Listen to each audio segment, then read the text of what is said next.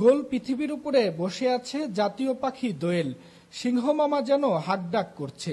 উড়ে যায় শকুন চিল। ভালোবাসার মূর্ত প্রতীক নারী পুরুষের প্রতিকৃতি। জলপরীর জল ছড়ানো গ্রামীণ নারীদের কলসি কাখে অসাধারণ ও মনোমুগ্ধকর শৈল্পিক চিত্রলয়। শিশুদের পরামুখী করতে কার্টুনের বই পড়া। গিটার হাতে গিটারিস্ট। শিশুদের গেমিং জোন সহ হরেক রকম সব আয়োজন। এসব চিত্র ঢাকার প্রায় ১৮৫ কিলোমিটার দূরে পাবনার ঈশ্বরদীতে। একদিকে প্রবাহমান পদ্মা নদী, তার উপর দিয়ে ঐতিহ্যবাহী হাডিং ব্রিজ, রেল সেতু আর লালন শাহ সেতু মিলে জোড়া সেতুর নান্দনিক সৌন্দর্য। আর এগুলো ঘিরেই মধ্যবর্তী স্থানে গড়ে উঠেছে নানা সুযোগ সুবিধা সমৃদ্ধ দৃষ্টিনন্দন বিনোদন কেন্দ্র, এই স্বপ্নদ্বীপ রিসোর্ট। দৃষ্টিনন্দন এই বিনোদন কেন্দ্রে সকাল থেকেই দর্শনার্থীদের উপচে পড়া ভিড় লক্ষ্য করা যায়।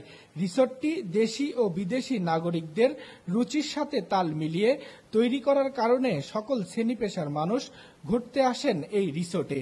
এখানে আসলে আগে একবার আসছিলাম, তখন এত উন্নতি হয়েছিল না।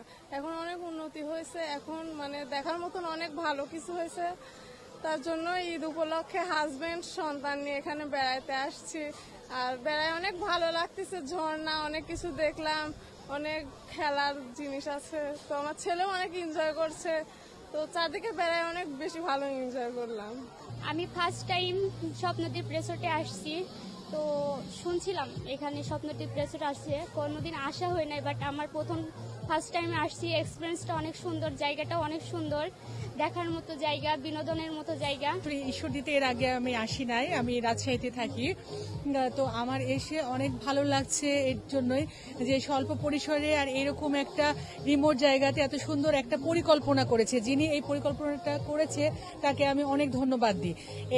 মানে এই এলাকাবাসীর জন্য যেমন এই জায়গাটা অনেক বেশি মানে আনন্দের একটা জায়গা হয়েছে, সেহেতু এখানে তো বাইরে থেকেও অনেকে আসছে। সুবিধা থেকে বঞ্চিত হয়নি দেশের নাগরিকরাও। একসময়ে ঝোপঝাপ ও শুনশান নিরাপত্তা এলাকায় এখন বিদেশি অনুভব। তৈরি হওয়া রিসোর্টগুলোতে অবসর সময় পার করছেন পরিবার ও প্রিয়জন নিয়ে।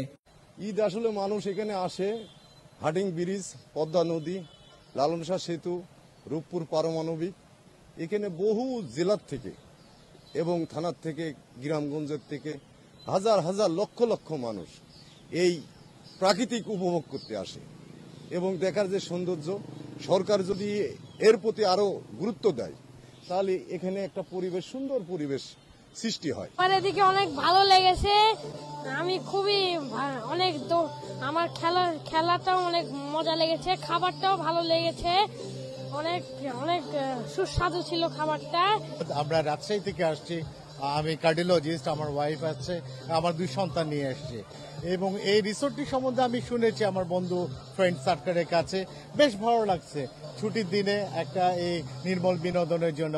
আর সবচেয়ে ভালো লাগে অনেকজন হাসি খুশি খোলামেলা ভাবে পরিবেশ এটা হচ্ছে। আর বিশেষ করে এদের এখানে যে লাঞ্চ করলাম, এদের ফুডসটা খুব ভালো। রিসোর্ট মালিকদের দাবি, সরকারি সুযোগ সুবিধা পেলে রিসোর্টগুলো আরো বেশি আধুনিকায়ন করা সম্ভব। আমাদের ঈশ্বরদীতে সারা বাংলাদেশ থেকে বহু লোকের কর্মসংস্থানের জায়গা ঈশ্বরদী। অনেক ইন্ডাস্ট্রি আছে, ইপিজেড আছে, রূপপুর পাওয়ার প্ল্যান্ট আছে। সেই ক্ষেত্রে আসলে ঈশ্বরদীর মানুষের দাঁড়ানোর জায়গা নাই।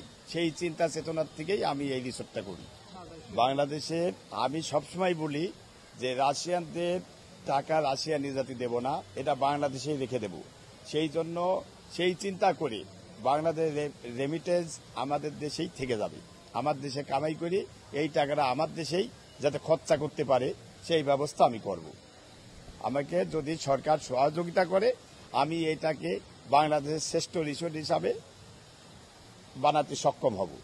স্বপ্নদ্বীপ রিসোর্ট 2021 সালে প্রতিষ্ঠার পর থেকে আমরা ক্রমবর্ধমান উন্নয়নের ধারাটা অব্যাহত রেখেছি। তারই ধারাবাহিকতায় আমরা আমাদের এখানে স্পা উদ্বোধন করতে যাচ্ছি। সেখানে স্পার সকল ফ্যাসিলিটি সহ আপনারা সেলুন, এরপরে জাকুজি, স্টিম বাথ, এগুলো আপনার সবই এখানে পাবেন। এছাড়াও আমরা কিন্তু এখানে সিনেপ্লেক্স উদ্বোধন করতে যাচ্ছি, যেটা অত্যন্ত আপনার আধুনিক সিনেপ্লেক্স হবে। এছাড়াও আমাদের এখানে আমরা 2টা কনভেনশন সেন্টার আমরা একদম খুবই উন্নত মানের বিলাসবহুল কনভেনশন সেন্টার করবো, যেখানে প্রায় 400 জন মানুষ এট এ টাইমে যেন আপনার বসে তারা যেন তাদের যে কোনো ধরনের অনুষ্ঠান তারা এখানে করতে পারে। এছাড়া আমরা আমাদের পার্ক সাইডে আমরা এখানে উত্তরবঙ্গের অন্যতম বড় একটি ওয়াটার পার্ক করার আমাদের চিন্তাভাবনা রয়েছে এবং আমরা সেই লক্ষ্যে আমরা কাজ করে যাচ্ছি। রিসোর্টটি পরিদর্শন করেছেন জনপ্রশাসন মন্ত্রী, বিজ্ঞান ও প্রযুক্তি বিষয়ক মন্ত্রী, বাংলাদেশ সেনাবাহিনীর উচ্চপদস্থ কর্মকর্তারা, ভারতীয় হাই কমিশনার সহ সরকারি বেসরকারি প্রতিষ্ঠানের প্রধানরা। Yasin Ali Sheikh, global television, Ishwardi, Pabna.